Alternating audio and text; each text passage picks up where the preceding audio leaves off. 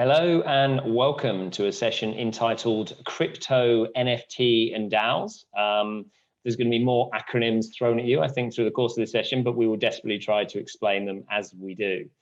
I'd like to sort of headline the title also with myth busting. We're here to talk to a couple of experts in this space about some of the things that they will hear very regularly when interacting with both friends and family, as well as potential investors and other people who are fascinated by everything that is crypto, and try to get to the heart of some of those myths and whether they are myths or how it will all play out. I'm joined here today by two very special guests. Firstly, Henry Brodie. Henry, nice to see you. Cheers, Phil. Nice to be here. Thank you very much. I'm gonna read out what he's asked me to say. Just to be clear. So anything that sounds far too flashy is entirely Henry's wording. Henry has been a cryptocurrency investor since 2014. First introduced to blockchain during the Mt. Gox crash. We'll probably come onto that in 2014, and then the Ethereum ICO later that year. He's worked all his life sort of in traditional finance up to the sort of mid 2020, but really with that intrinsic knowledge that he's had, continued to follow the evolution of blockchain and cryptocurrencies, and saw huge opportunities between the parallels that he could draw for the crossover opportunity, to use everything he'd learned in the traditional space and bring it into the crypto space. So ultimately he joined 1KX, who are a fantastic crypto venture capital fund, and really sort of threw himself into everything that is blockchain from that point forward. Currently heads up the operations for the fund, I think, and has the pleasure of moving to the BVI shortly to be a director on the management vehicle there. And then we have Marc Piano. Marc, thanks for joining us. Thanks, Phil. Good to be part of this. Describes himself again as a skeptical crypto enthusiast, which I've never actually heard the skepticism, but it's good to know he still thinks he has some. Since 2015. He decided to learn how to read smart contract code in 2016 so that he could be sure his ICO investments matched up with the white papers, and ultimately his investments were going to the right places. When he looked at the developing crypto market with his lawyer hat on, yes, sorry, he is a lawyer, he saw a range of issues early on that led to a plethora of training, speaking, presentation engagements, which we'll come on to a bit later, and has been speaking all over a variety of parts of the world. He also happens to be an associate in our global funds team, currently based in the Cayman office, and is heavily involved with the Blockchain Association of the Cayman Islands. Before we get properly into some of the myths, we wanted to run a very quick poll for everyone that's listening in today. There'll be two. The first one is a fairly easy one, and I'm going to ask both of my guests to comment on it as well.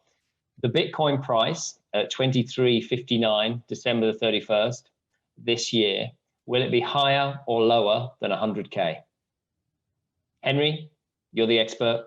What's the answer to that question? I'm going to go with higher. I have to.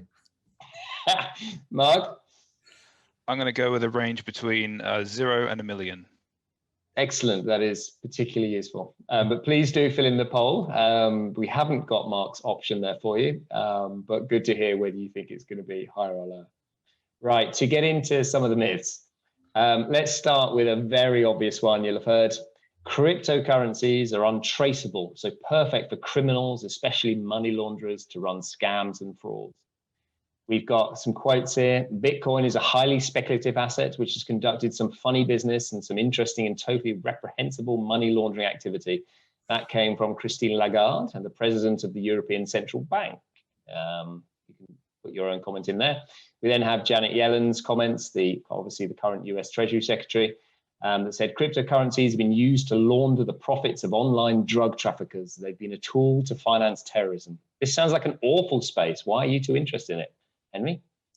Yeah, so I mean, it is obviously a very common thing that comes up when you work in the cryptocurrency space. It's something that we've been dealing with for a while, and it's also an important question. But I think it's been debunked quite a few times now. There's several reports that dig into this fairly deeply. There is illicit activity that happens on cryptocurrency in the crypto ecosystem. I think it probably makes up about 1% of transactions. It's predominantly scams. It's not really money laundering or sort of buying illicit, materials or whatever. So it does exist, but people, studies will show you that it exists less than hard assets such as cash, gold, or what have you. So, it is something that we should be conscious of, but I think the focus for us is really on, how do we create systems and processes that protect users from these scams? Because as I said, it is predominantly scams. Going back to Yelen's point on money laundering, 99% of transactions go through centralized exchanges. These exchanges have the same AML KYC policies as traditional banks. So, I can't really see any validity in these arguments. It's been debunked a lot. And it's something that we have to deal with. It's very important, but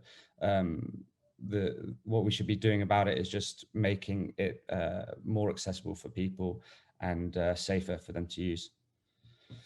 Absolutely. Your knowledge is good. When I was looking up the stats for this, I think it's 0.36% Cybertrace decided was the use. So yeah, you're right on that 1%. And it's 400 times more likely to be used fiat than it is for crypto for these type of things. I mean, Mark, touching on that kind of untraceable bit as well for crypto, obviously complete nonsense. Do you want to touch on that bit and anything else that Henry said? Sure. I think the signal to noise ratio in terms of the noises politicians make about this is completely off kilter. And if you're going to go down that road of, well, this could be used for illicit activity, therefore we need to ban or regulate it, that counts out cars, that counts out cash, that counts out just about every single physical object we can think of. It could potentially be used for illicit activity. So I don't give that any credence at all in terms of the level of concern that there is around it, as Henry touched on. And as you look at the stats, it is a concern in some respects, and there are being measures implemented and ongoing to address it.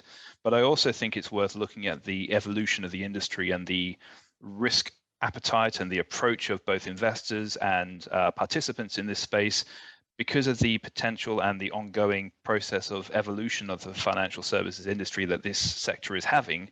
People want to make sure that their reputation, their business is properly protected by ensuring that these areas are screened, that KYC is conducted on people coming into the virtual asset services, or even some of the projects where there's a question around whether they're subject to current AML regulations. So I think there's a general industry acceptance that we don't want this stuff to happen, and we do want to make sure the baddies are locked out or are caught and identified and reported.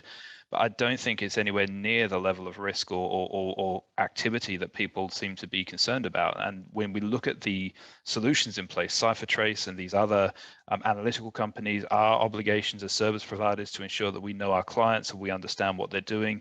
And even just by some of the investors in early ICO projects who have become very, very savvy and very inquiring about what they're going to be investing in, as well as for larger institutional investors who won't even go near anything where they've got any concerns. So I think, as Henry says, is certainly in some cases a concern, but frankly, from a criminal's perspective, is actually so difficult and unconventional, and frankly, there's much better ways of laundering money than using cryptocurrencies, especially in the current market, that I think we're certainly moving towards a very protected and protective industry, which has no interest whatsoever in facilitating this. And yes, there are certain tokens which may be more amenable to being used for those purposes because of their innate privacy and anonymity designs. But I think compared to many other issues around money laundering that we've got in the world, the cryptocurrency sector is well ahead of many others in terms of the scrutiny and the protections and the general business model. So fairly relaxed about that. But I think we're in a good place and going in good places. And you raise a valid point. Anonymity is absolutely a point that people are wrestling with. But everything's on the chain. So this whole untraceable bit is just nonsensical. And really, if you want to do something that was untraceable, you'd use cash. I mean, as they always have, as they probably always will. But anyway, moving on to the next one. So cryptocurrencies are a fad, and they will fade away. They have no real value.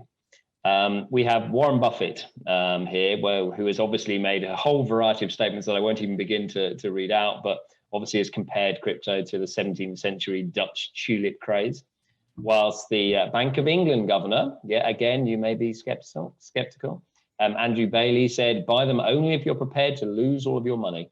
And then we've got the economist Nouriel Roubini, who called Bitcoin the mother or father of all scams, and even began to criticize some of the underlying technology. Where are we here, Henry? Yeah, I think first and foremost, it's worth stating that the term cryptocurrency is a nomenclature issue, which is kind of representative of the evolution of this technology. Currency was obviously the first killer use case of this technology, but it's only a tiny fraction of the real world use cases and applications of blockchain technology, from finance, marketplaces, supply chains, land deeds, intellectual properties, what have you. So there's so many use cases now. We'll get onto NFTs and DAOs in a moment for this technology. I do agree to an extent, however, that many are a fad. Probably in the next 10 years, a lot of the currencies and tokens that we know today will not exist. As a whole, I don't think they're going to fade away. I think it would be akin to saying the internet's going to fade away or it's a fad, or telecommunications going to fade away or it's a fad. When you are in this industry and you're working with some of these products, you really come to realize how important some of these things are into the evolution of what we do on a day-to-day life. A good example that I like to use for my finance friends that are thinking about getting into crypto, they're very familiar with like a repo desk, for example, which is, a repurchase agreement is a form of short-term borrowing. If I want to transact, if I want to purchase or sell a repo transaction, it's a sort of 15 to 20 day settlement time. There's a huge cost basis to the financial institutions that run these repo desks, and they have all of their back office staff, and they pay the rent, they pay the tax, whatever. You now have products on in crypto such as Aave or Compound, which I can sit in my dressing gown on a Sunday morning and click a few buttons, and I've done the exact same transaction. And when people come to use these products, not just cryptocurrencies and looking at it as a form of like transacting, when you actually come and use some of these products and you realize, all of this is written in code, it's got zero cost basis, it's trustless, that is the power of this technology. And to say it's a fad is kind of ignorant. And I've never met anyone that uses any of these products and thinks it's a fad and it's going to fade away. I've never met a single person. So, we'll see. We'll see what happens. But as I said before, there's so many interesting use cases now. Insurance, healthcare, environmental projects, NFTs, finance, like culture, art, and it's all developing right now. We're watching it unfold right in front of our eyes. Completely agree. Mark, what's your take? One of my favorite topics. I'm going to take this in slightly reverse order. The no real value argument. I've heard this so many times over the years, and my response is usually, well, what is value and who defines what value has? And if you really want to go down that argument that Bitcoin or any one of a number of other cryptocurrencies don't have inherent value, nothing has inherent value. Nothing has intrinsic value if you want to get philosophical about it. These concepts of value are usually conferred externally, and the value is what people are willing to use it for. And separating the cryptocurrencies themselves from the technology underlying it or the uses of them, there's significant value, as Henry pointed out. There's a lot of applications and use of this technology and the tokens, which either complements existing financial systems or does them better, or makes things more inclusive, or allows us to do things in ways that we didn't really have the means to do before. And that's got huge amounts of generative value, not necessarily monetary value, in making society more democratic in some cases, or allowing people to communicate or transact in ways that weren't previously possible. So I think the no real value thing is just absolute nonsense when you spend even a second thinking about it. Cryptocurrencies are a fad and will fade away. Again, I actually moved to London to work in a firm really working in this space in February 2018, when the whole thing was starting to really go downhill, and everyone was convinced at the time that it's had its day and it's gone now, and upping sticks and moving to the UK was a really bad idea. Looking at the development of this space, the amount of resources, the incredibly smart people who have the vision and the commitment and the application to make this happen, as well as the attention on the legal side. I mean, you've got all of the top global regulators paying serious attention to this, really discussing amongst themselves a global regulatory framework. It's got the attention of the President's Working Group in the USA. This is not the level of detail that you would have to something which is a fad and is going to fade away. This has been around since 2009 at least. The concept of smart contracts, at least conceptually, has been around earlier than that. This is a sector which is not going to go away. And I completely agree with Henry that some of these cryptocurrencies themselves will. Some of them are deliberately designed to be meme tokens. They're meant to be a joke. But when you look at the actual concepts and the underlying incentive and drivers behind this, no, this is the complete opposite of a fad. This is a sort of stuff which is going to completely change how society operates. And so there's a scope between a complete fad and a complete change in how things are going to operate, and there's a wide spectrum of possibility within that. So I think it's very difficult to be dismissive at such a high level. Just to your point as well, Mark, is that I think people should be taking solace in the fact that some of the most successful investment managers, Paul Tudor Jones, Stanley Druckenmiller, these guys are investing in crypto. They're taking it very seriously. You've got some of the biggest banks in the world, Goldman Sachs, Citibank, that are investing in it, and then not to mention all of these companies putting crypto and Bitcoin, Ethereum onto their balance sheets. Like, people are taking it seriously. If you think this is a fad, then you've lost your mind. Like, this was a discussion that's been going on since 2015, probably even earlier. People have said this time and time again. It's time to sort of, pull the wolves from your eyes, if that's the correct saying, and just sort of get on board, really. I agree. The only caveat I have there is I'm still not sure of Musk's take on this yet, and his his level of involvement in this. And I still regret watching that Saturday Night Live episode many months ago.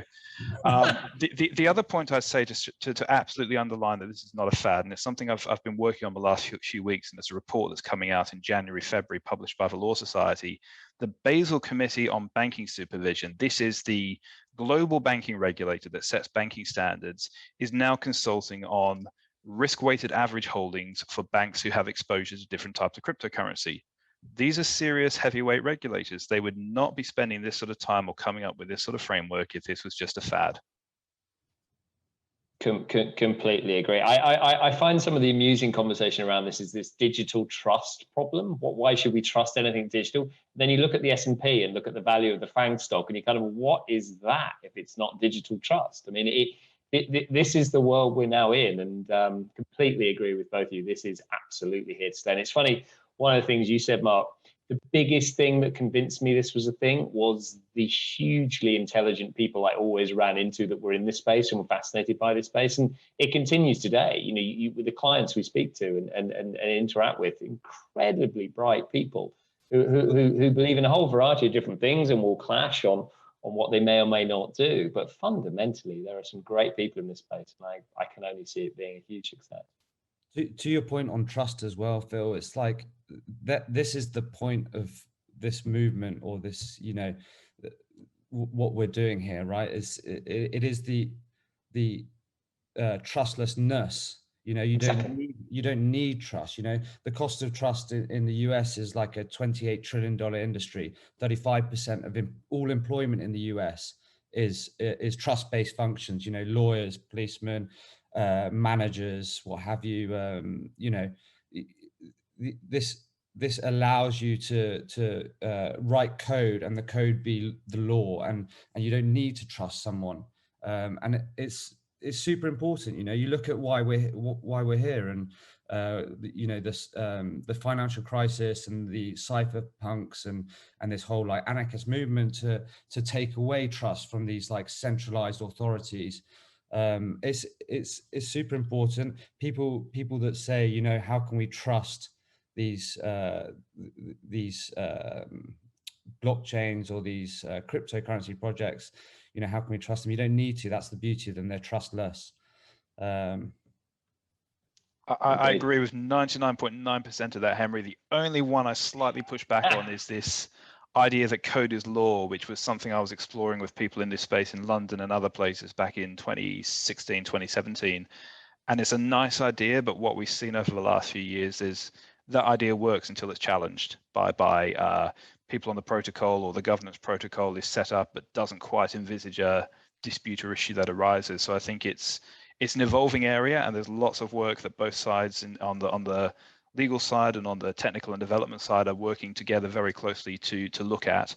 And that's actually one of the fascinating areas, because this is evolving so quickly that it's impossible to say either code is law or code is irrelevant and you've got to have a contractual matrix. There's a really interesting blend of solutions that are coming up, and everyone's looking at. So it's a really exciting area. For sure. Yeah, agree. And we'll come on to smart contracts again, I think, when we begin to look at the DAOs. But moving on to the third myth, and I think we've already touched on bits of it already, but cryptocurrencies only to be used for speculation. Obviously, those currently sat in El Salvador may disagree with that. And there was an interesting stat I saw that apparently 32% of Nigerians own Bitcoin, and they use that for peer-to-peer payments. That is the only way in which they can transact. I mean, what's your take on that? It just being something we would throw some cash in and speculate on. I mean, there's a speculative nature to any sort of asset, especially these emerging technologies. I kind of think that we're still in the early adopter phase of cryptocurrency, where I think maybe like 10 to 15% of people like market share saturation, because there is a price and therefore speculation is attached to this technology. We're going to see these booms and busts and a lot of volatility in the market. But you know, saying that it's a speculative asset, to your point that 35% of people in Africa hold Bitcoin. You know, this is a you know, one of the sort of reasons that I got into this space is, you know, banking the unbanked. And when you talk about these people that have no access to banks, they have no access to keeping their money safe, for example, and you're calling this like a speculative asset that's got no real value, you know, you're detracting away from something that is a very important point.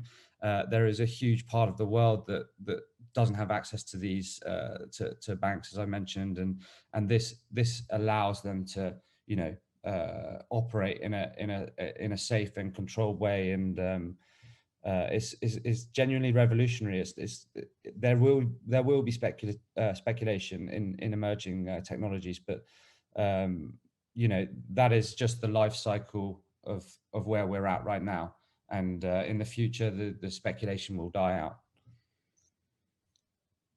Great. Mark? Trying to work out how to answer this in a way that's going to not cause too much controversy. I cynically think that people who say that it's only used for speculation missed out on getting in early, and so they're a little bit jealous. That's true. But I think also, why do you buy stocks? Why do you buy other forms of investments, if not because you anticipate it's going to be worth more in the future? Otherwise, what's the point in buying it? Yeah. That's really all I have to say on it. It's just nonsense. Beautifully summarized. On to nonsense and further nonsense. Cryptocurrencies are terrible for the environment.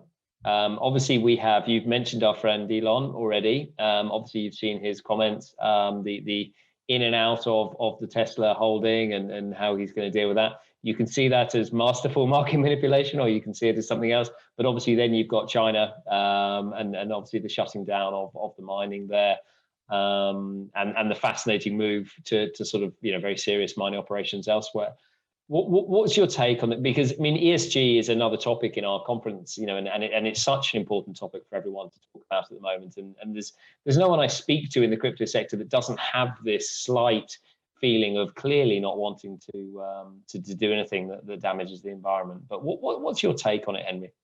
Yeah, I mean, it's a great point again, and it's very important. You know, I come from, you know, traditional finance background, worked at a hedge fund, and ESG is probably the number one most important thing that we're tackling at the moment.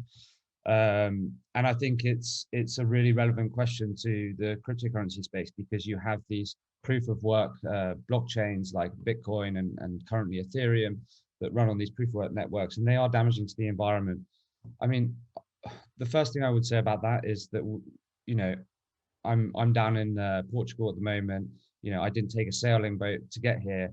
I opted to use air travel. That's obviously worse for the environment, but it's more convenient. And we shouldn't halter technology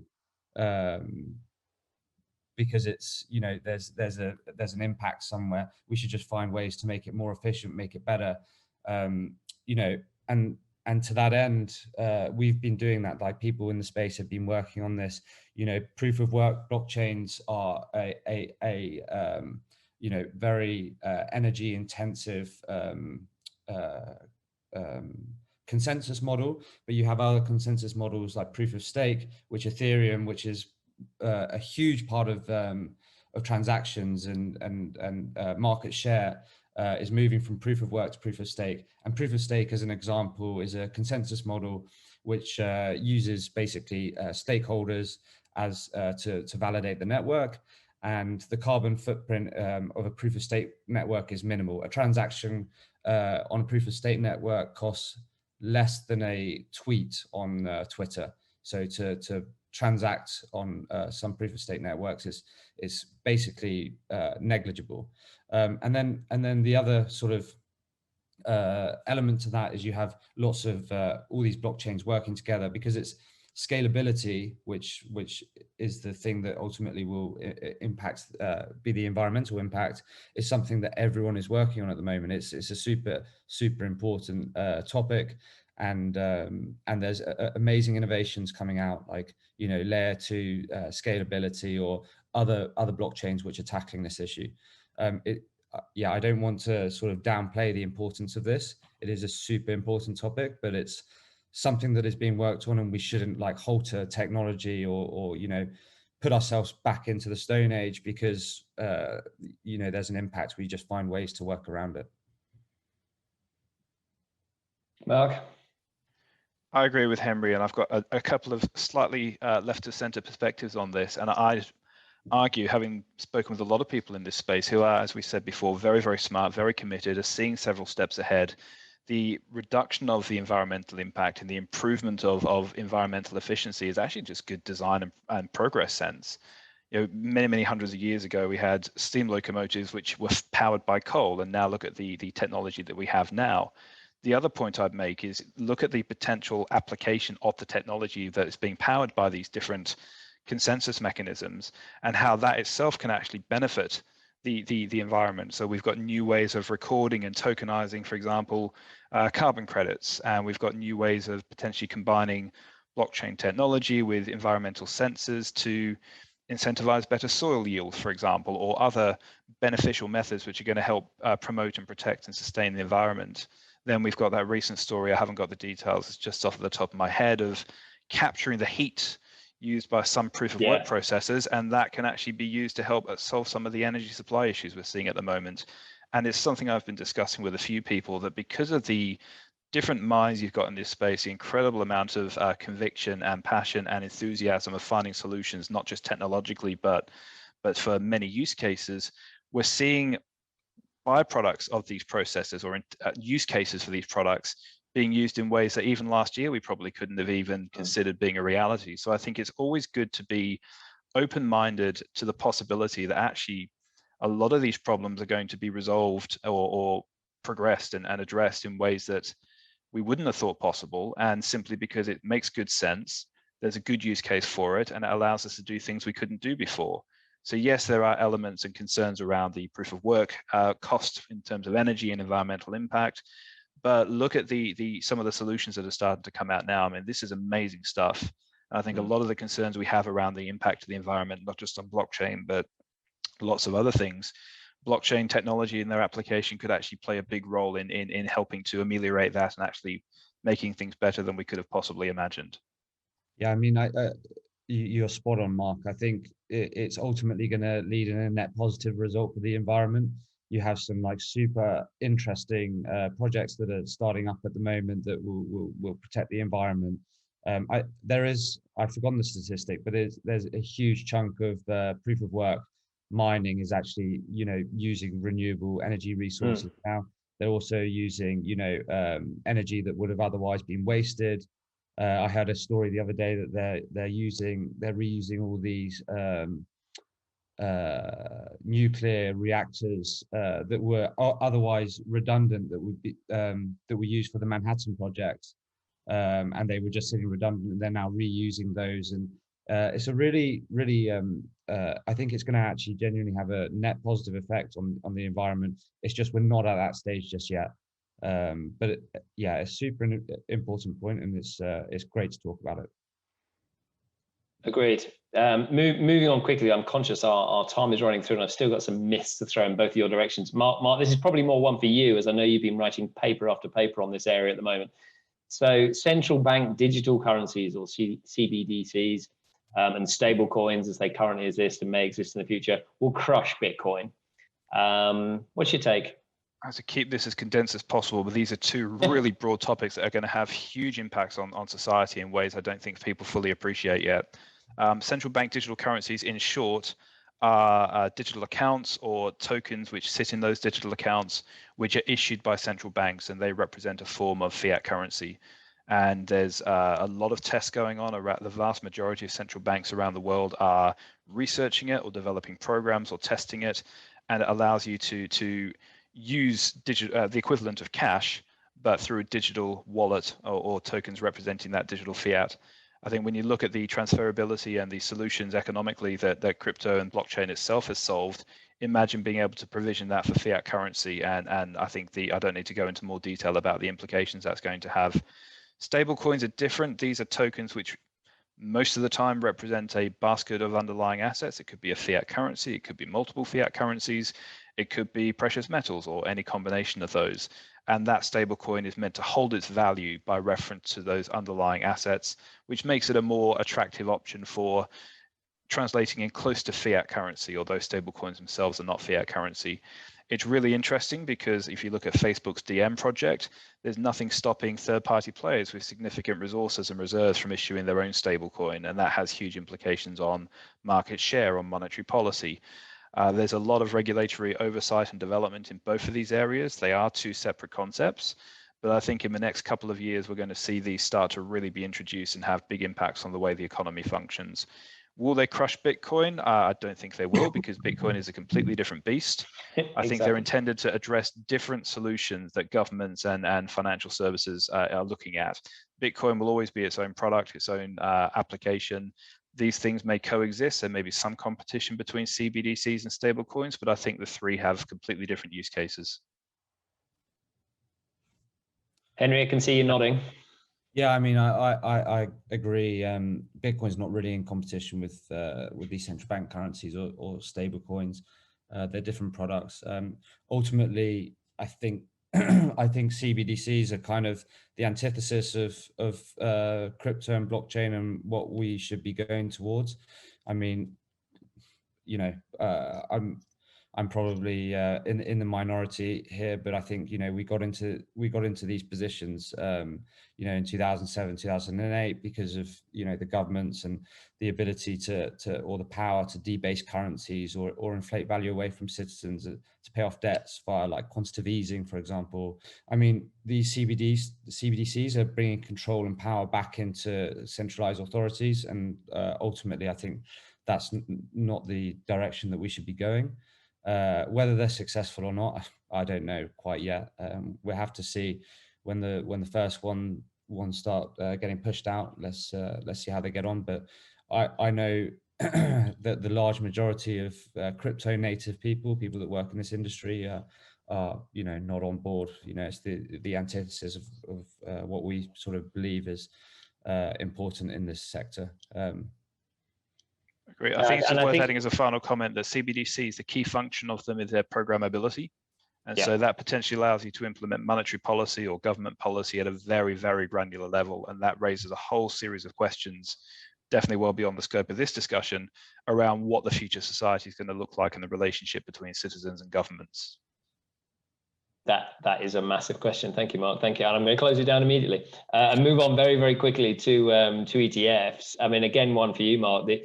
there's an excitement sort of in the marketplace about the new Bitcoin futures ETF. ProShares Bitcoin Strategy ETF, as it's called, has done incredibly well on some metrics in terms of the money movement and the raise and everything else. But everyone I speak to in the crypto space couldn't be less interested. I mean, what's your take on why this ETF exists and why people in the crypto space don't care? But I guess still why it's proved to be pretty popular. Very meh on this. People have been talking about this for years, and ETF is an exchange traded fund. So it's basically the clues in the name. It's an investment fund that's traded on an exchange, and it allows people to buy exposure to Bitcoin, but not Bitcoin itself, and you can stick it in your retirement account and maybe get some tax benefits from it. It's really not that interesting, probably because it's been talked about for so long and only finally happened, and I think people got used to it. There's other ways of getting into it. There's a Grayscale Trust and all sorts of PayPal, and I think MasterCard's doing something soon. So it might have been exciting a few years ago, but I think everyone is fairly relaxed about it or isn't really that interested because there's far more interesting things going on in this space. 100%. Like this was the big discussion. This is the pinnacle discussion back in 2017. It's like, what ICO Ponzi are you part of? And we can't wait for an ETF to come because all the traditional finance money will come in. Having worked in this industry for a while now, a lot of the traditional finance money is already in. I think this is the sort of last gateway for the sort of retirement funds or the sovereign wealth funds to get access to these markets that otherwise wouldn't have been able to invest in them. But it's not that important anymore. So yeah, I think it's been played out, and we're not gonna see a big appreciation in the price because of this. It's just gonna carry on as we were. Understood. I mean, it seems to me it's a convenient way for people who really don't know what they're doing to get in and out of it. But apart from that, it's a futures one as well. I mean, it just makes no sense to me. But anyway, there it is. Right, NFTs. If crypto isn't a fad, as neither of you think it is, NFTs are. We've got Jack Dorsey's tweet. We've got the Beeple sort of sale at Christie's auction for more than 69 million. We've got sports stars all over the place doing this kind of thing. Rock bands are getting into it. It's the big hot topic. Is it a fad, or is this thing going to stay? Henry? Well, I'm the resident NFT degenerate at 1KX, so I think probably is. I hope it's not a fad because it's like a big part of my portfolio. So yeah, and just to clarify for people that don't know, non-fungible token or the NFT, it more or less means that it's unique, right? So it can't be replaced with something else. For example, if I've got a Bitcoin and I trade, or a fraction of a Bitcoin and I trade it to Phil, or Phil trades it back to me, then we can trade different Bitcoins, and it doesn't, they don't need to equate to the same thing, right? So I can trade one Bitcoin for another. With an NFT, it's one of a kind. So I would equate it to maybe like those old baseball cards that people in America used to collect. Something that's unique, like a one of one, or within a collection, but they aren't fungible like Bitcoin, for example. I think it's I don't want to sound too evangelical here, but I think it's kind of revolutionary what NFTs allow. It's the first time that you can prove digital provenance and ownership on the blockchain, or anywhere. Like, you've never been able to prove that you own this picture or you own this sort of card or an item in a game, for example. And I think it's super important to have that digital ownership. A lot of people, when they talk about NFTs, they think about like art or JPEGs. It's so much more than that. There's so many unique use cases of NFTs. You've got gaming, like gaming NFTs. If you look in the traditional world, gaming's a sort of $60 billion revenue a year industry, and that's more than the music industry and movie industry combined. So it's absolutely massive. and you now have these sort of play to earn games that allow people to sort of own their sort of characters, and they can earn money out of it. And you know, one example of this, which is just amazing to me, I love the idea of it, is that these it's actually a huge economy out in the Philippines, is that people are going and buying telephones, like whole families, and they're sitting at home and they're playing these games to sell back the currency, and they're earning an income. You know, when you think of gaming traditionally, you are the consumer, okay? So you are getting exploited in some way, like some monetary way. You're buying items, or you bought the game, or you're paying in time. Whereas this is a completely flipping itself on its head, and it's allowing people to earn money from these games and do it in a trustless way, and a completely free and immutable way. It's incredible. And then you've got the sort of social token NFT gated access, which is a whole new sort of paradigm which didn't exist before. You're going to have land and real estate NFTs. You're going to have, you know, ticketing for events. It's absolutely massive, the potential of this this digital ownership. It goes far beyond art, and it's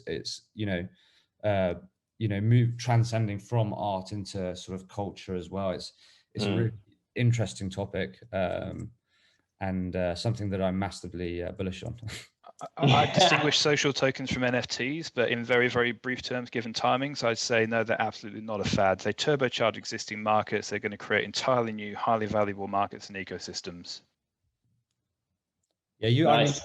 I mean, my wife works in sort of the luxury goods market as well, and you have like Gucci, Burberry, Louis Vuitton all coming in, and you know, being able to tie physical goods to NFTs and prove the like provenance of how those goods have been created, and like, you know, prove that it's a real handbag or whatever. It's really interesting dynamics, and you know, some really interesting thinking going on. Just got to make sure the legal structure works. I was about to say, I find this topic fascinating, and some of the projects also, we can't talk about them due to confidentiality, but every one we sort of begin to get involved with has such fascinating application, and everyone seems more and more creative, and I am ridiculously excited about what NFTs can do, I have to say. Yeah. So I'm very much in both of your camps. Final question, final myth: DAOs. They will destroy corporate vehicles as we know them. They finally get rid of bad bosses. They finally get rid of boards of directors, of CEOs, of SFOs. They finally get rid of all of the nonsense that people hate about big business. And they finally solve all of those problems. So all of us corporate lawyers, we're out of a job. DAOs are going to rule from this point forward. Henry, is that the world you see? Are we out of a job? No, I don't think so. I mean, I've heard this a lot. Being in the industry, you get a lot of people that are, you know, completely, you know, taken over by this concept of cryptocurrencies, DAOs, whatever, and they're like, this is the future, blah, blah, blah. Yeah. I don't think so. I think we're going to see something that, you know, working in conjunction. It's just an alternative, right? DAOs are an alternative to the corporate structure that we know and you guys are a part of. I'm part of many DAOs, and a lot of my friends are part of DAOs, and they continue to work at their, you know, real jobs in what I would call the traditional world. I kind of see them as coexisting, and at least for now. What I love about DAOs, and perhaps I should probably explain what they are. A decentralized autonomous organization is essentially an organization on the blockchain. Usually they're not legally wrapped, so they are just ethereal entities that exist. You can sort of contribute to them, and you can there are incentive structures, and they usually have a sort of a directive or an idea behind them. So it might be Index DAO is a DAO that or Index is a product that creates tools for indexing 10 assets into like a crypto ETF. And the Index DAO, they're the people that's the individuals in the DAO are the people that decide what strategies they're going to use, what fees they're going to charge. And the great thing about these DAOs is that you can go and work in them, and you can get the incentivization, the rewards that are paid in the governance tokens back to the DAO.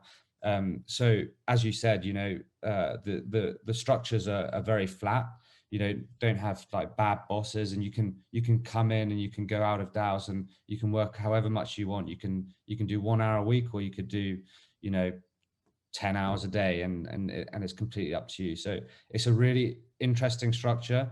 I think a big issue that we're sort of seeing at the moment is, as I mentioned before, and you guys probably know more about this than me, is that a lot of these aren't legal entities, right? And they kind of run in like cowboy land, essentially. And you have these areas like Wyoming, for example, that are trying to create these like legal wrappers and this regulation around it. But essentially, if you're not doing that, then I think there's going to be a bit of issue in the future for these DAOs that just run as a cowboy structure. I agree. It feels like a real kind of virtual world meets real world sort of clash here. I mean, Mark, as a sort of lawyer's perspective, as you kind of said earlier, legal wrappers around these things, supposed not to have any, but how do they actually function in the real world without one? No one's given me a good answer for that yet. All I've had is ideas. If they're thought through properly and there's been enough consideration around the structuring for the type of project they're involved in, then yes, you might not necessarily need a legal entity for some fairly basic decision making. But as soon as you interact with any counterparties, or you want an enforcement vehicle, or you want someone to do treasury functions and disperse those treasury functions, you really do need to consider the structuring and the interaction with the real world, so to speak, properly. And there's plenty of DAOs which haven't got that balance right. There's other issues around, if people are taking part in a DAO, what's their legal treatment, what are their liabilities? And I don't think that's always been thought through. The dispute resolution mechanisms haven't been tested and might not cover some of the disputes that come out. And the status of DAOs, as Henry pointed out, is still currently jurisdictionally uncertain. And we're still waiting to see legal and regulatory recognition and development of some of these arrangements. So I think it's a nice idea. It could work for some projects if it's done properly, but I'm not convinced by the perhaps utopian vision that some people who are promoting DAOs are purporting at the moment. The other point I'd make is these governance tokens.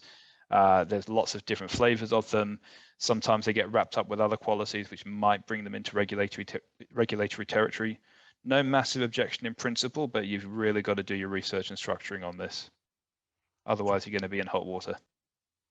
Yeah, and I think you raised a good point there on the governance tokens. I mean, even Vitalik Buterin, the sort of founder of Ethereum, he commented, he's written a great article on it about the sort of like essentially governance tokens not working. And if your life depends on it and you're going to work for a DAO and it's your only source of income, and ultimately these systems can be gamed, and they can, you're part of something that you can't control, and the proper systems aren't in place, then it's you're potentially going to be putting yourself on the hook there, and it's going to be a bit testing for some people, I think, when things start to go wrong. Agree. I think it's important to not try and be so focused on fixing existing problems by use of a DAO that you go and create a whole set of unintended new ones that you haven't got good answers to. For sure.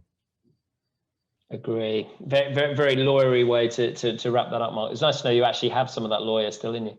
Final poll, just for everyone. NFTs, you've got 3 fans here, but have you considered buying one? Or do you even buy one already? Please click on the poll. We're fascinated to know the answer to that.